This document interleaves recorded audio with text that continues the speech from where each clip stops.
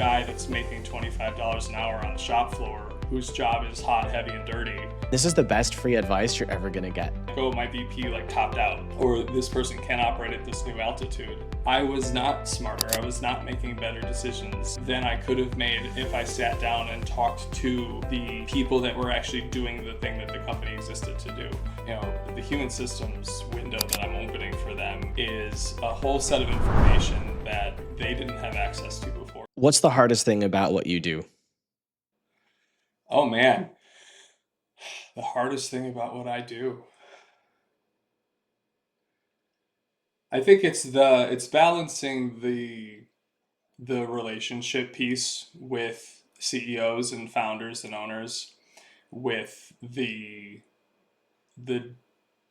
difficulty of the information that I have to give them.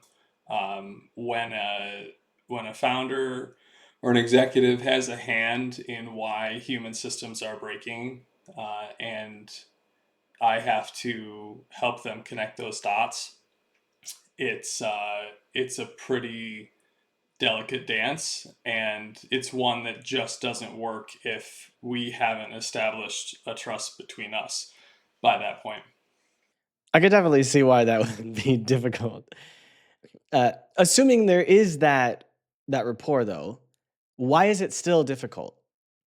It's just heavy, right? Somebody puts their blood, sweat, and tears into something for years. Somebody grinds through difficult times with a team. Maybe their name is on the building.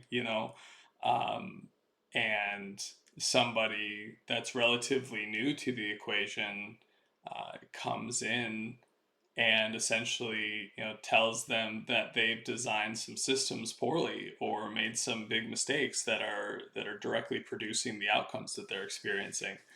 That's not a fun conversation to have. That's a pretty vulnerable thing that requires exercising a lot of emotional intelligence as a leader. I can definitely imagine that being difficult. I know I've had conversations with business owners where they're maybe not coming to me for advice, but I may see a problem and state it, and sometimes people kind of clam up. I do a lot of free mentorship on a platform called Growth Mentor, and oftentimes they're early founders. That's why they're coming to me because maybe they can't afford someone. And so this is a way for me to give back because I'm just capable of helping them. And my style is brutally honest. I don't see there to be another way because doing any differently is a waste of everyone's time. Yeah. And some people love it. I've definitely had people go, "Holy crap, I needed to hear that. It's not what I expected. But it's what I needed." And some people hate it. Like, and my response is, "Look, I'm telling you what you need to hear, and this is the best free advice you're ever going to get." And like, you could pay someone millions of dollars and they probably still couldn't give you the clarity of advice I'm giving you. So take it or leave it, but yeah, people either hate me or they love me based on that. So how do you balance that? Because I imagine there has to be a little bit of handholding, but also a little bit of brutality. Like, look, there's a problem. Are we going to handle this, or are we going to him and ha about it? Yeah, yeah. I mean, I certainly have that mentality too. We have this information now. What are we going to do with it?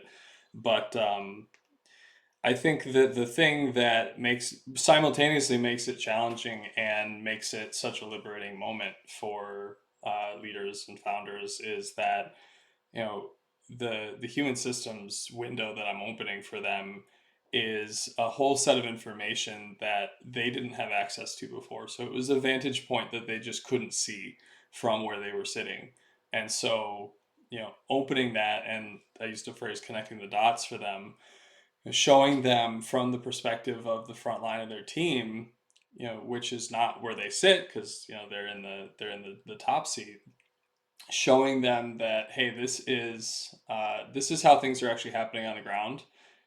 As well intentioned as these decisions might have been, here's how we got to the outcome that we're currently experiencing, and here's the variables that we need to change in the design in order to drive a different outcome. So I think it's, it's just showing them a landscape that they've not seen before, and so that allows them to really have a heck of a lot more control than they did a moment ago. And so it just boils down to who they are and how they interpret new information. If they have a fixed mindset where they don't want, new data to make their decisions, or when they have new data, if they're able to really quickly turn that into new and better decisions. How can someone run a business of any size worth talking to you about and not be capable of using data or not be open to new data? I don't think it's so much about new data. I think it's about where the data is coming from. So like early companies tend to run on like founder proximity, like you're in every room. Decisions tend to happen by osmosis, like the culture comes from your actual physical presence. And none of that gets designed intentionally because it never had to be. Like you were the system. And then growth just pulls you out of the rooms so that the thing that breaks just wasn't visible to you in the first place. So, um, you know, uh, it it's funny because it's simultaneously this very flattering thing. Like, hey, when things were working, it was all you, but now you are no longer, directly involved in every facet of the business. You're getting things second and third hand. You're getting information through canned reports, or it's being filtered through multiple people, and so at that point you're having to trust that people are getting you objective information, and people's experience of things uh, is now different from yours, so you're no longer the one directly interpreting the data, so um, you lose that direct connection. Why is it that businesses struggle to handle these things as they grow when every founder, especially bootstrap founders, are taught to remove themselves from the business in order to allow the business to grow? So they're doing what they're told, but then everything breaks as they do it. I think that a lot of times the founders forget the level of exposure they've had to things that that other people might not necessarily.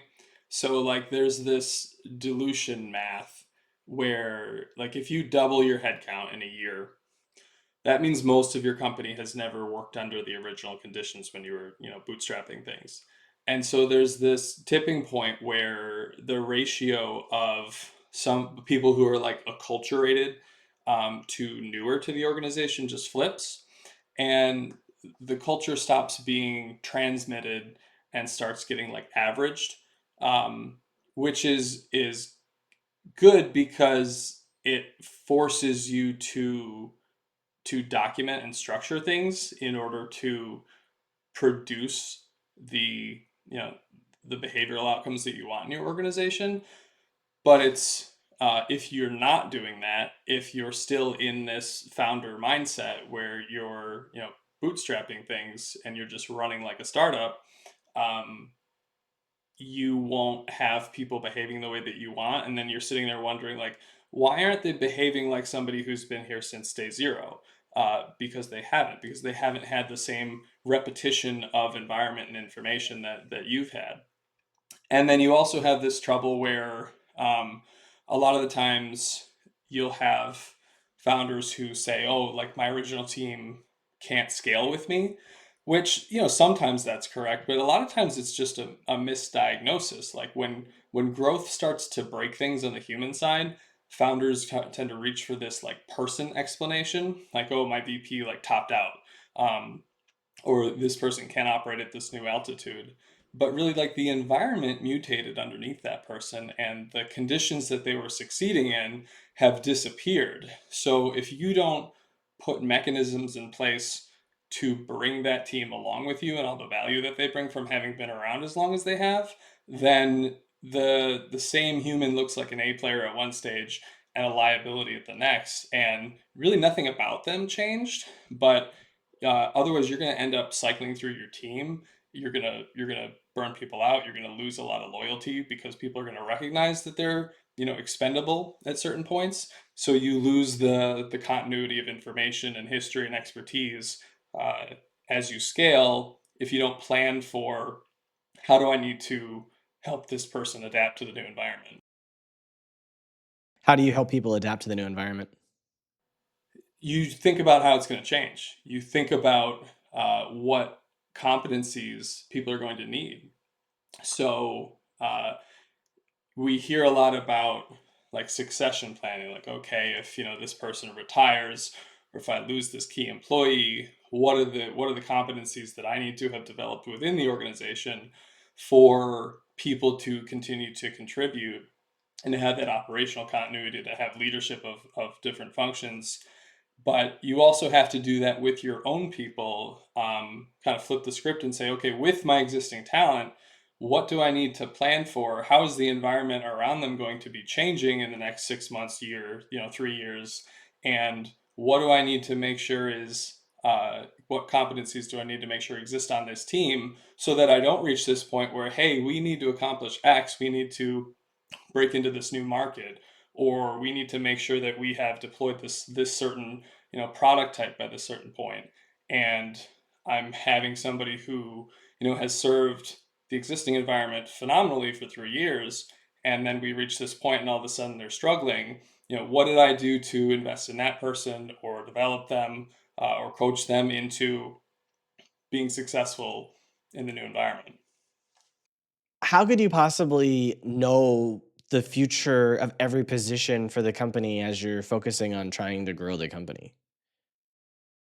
Because that's the job, is to you mentioned earlier, founders are told to get out of the day to day, right, to delegate, to hand things off to people.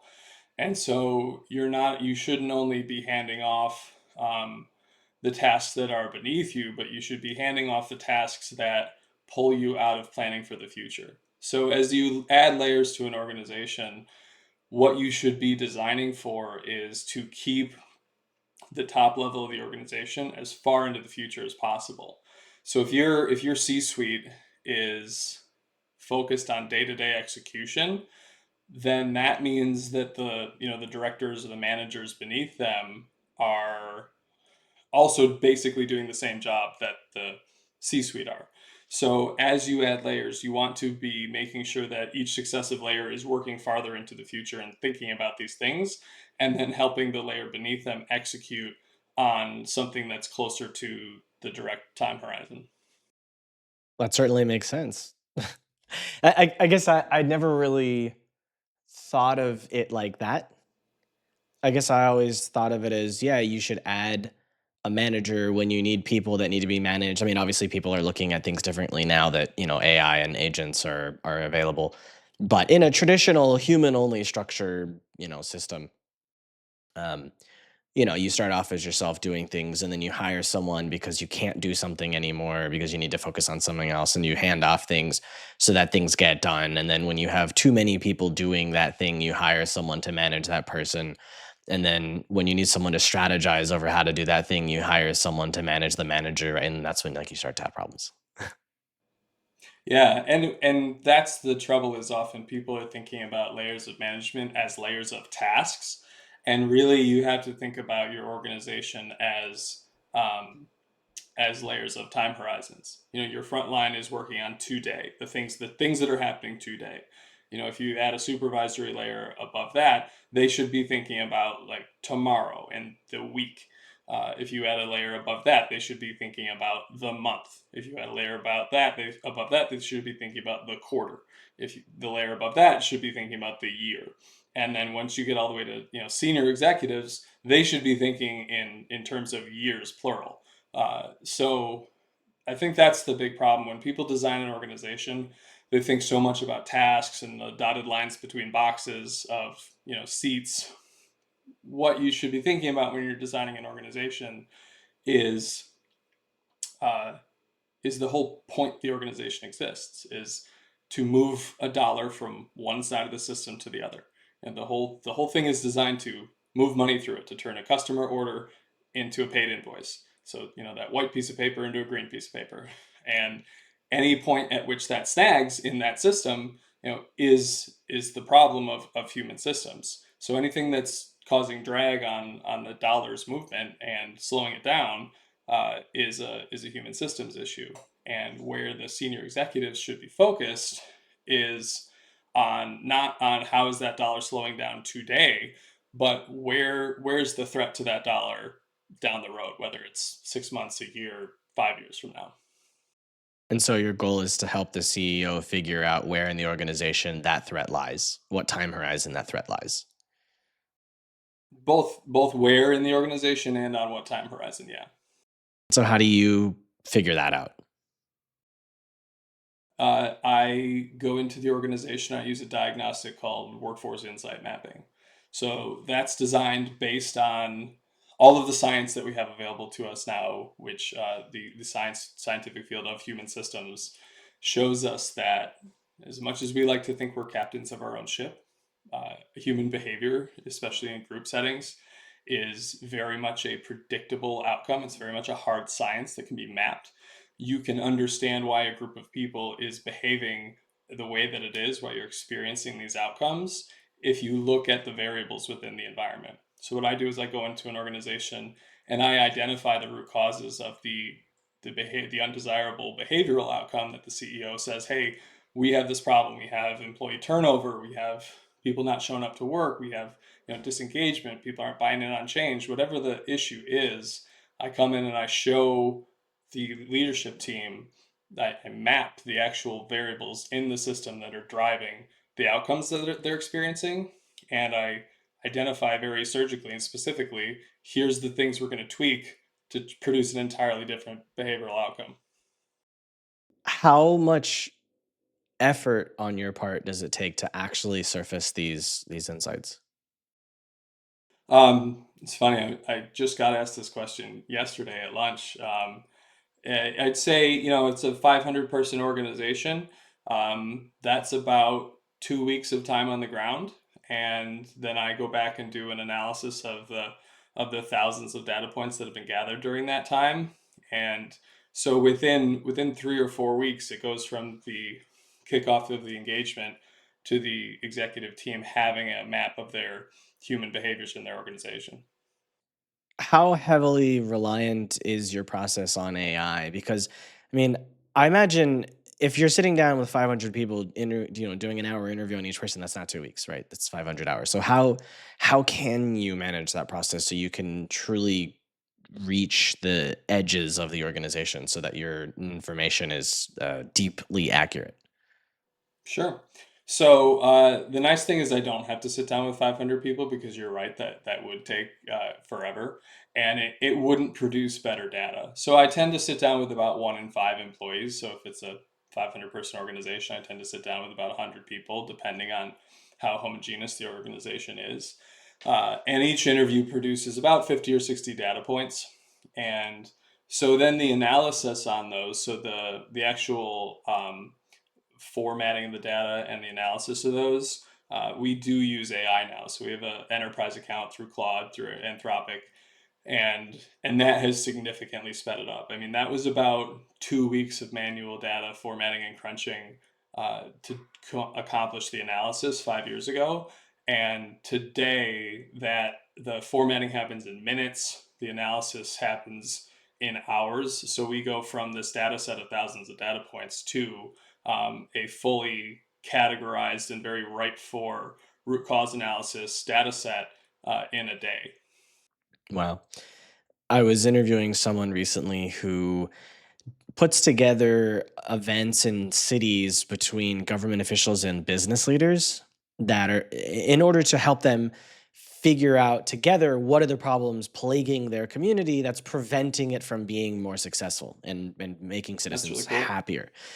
And he said that he used to have uh, like interviews of those people on the, it'd be like a 1 day event, like a whole day event, and they would record everything. They would interview everyone on top of like having them communicate with each other in larger settings, and he would put together all the data. And he said that before AI, it would take 60 days to give them a report, and now it can be done in an hour. So basically, the day after the event, here's your report. Go get to work. Yeah, it's incredible how much data can be synthesized and summarized.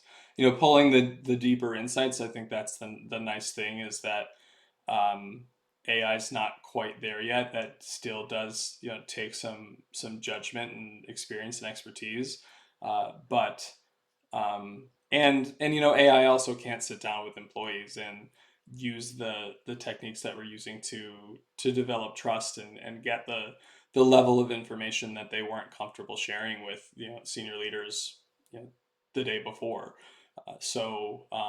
It's definitely revolutionized the analysis piece of what we're doing, and we invested a lot of money into the the dashboard that we were using before. We worked with a university to put that together, but having had that for a couple of years, and then recognizing that it was essentially obsolete already, and just having to make that pivot and say, okay, this is something that we've got to reinvest in because we're going to get left behind if we don't fix this part of our business. Because you know you should be able to get it to clients quickly. Yeah, I love how you talked about the admin dashboard. I When I had my last tech company, I wanted to put together a dashboard with all the analytics, and I had to put a list together of all the analytics for my team, and it took them like a month to put it all together, and then it would take another month to build the dashboard and the UI and plug everything in together. This was 6 years ago. And today, I just tell Claude, okay, I want to put an analytics, and it says, okay, which software do you want to use? I recommend PostHog, and I have 10 different APIs that I'm using for that I'm paying for tokens for different use cases and the application and all this. And I said, I really need a dashboard. And it's like, okay, how do you want to do the dashboard? I said, just make it available inside of my own account. Like, I don't want another login. I don't want a whole other repository. I just want something simple.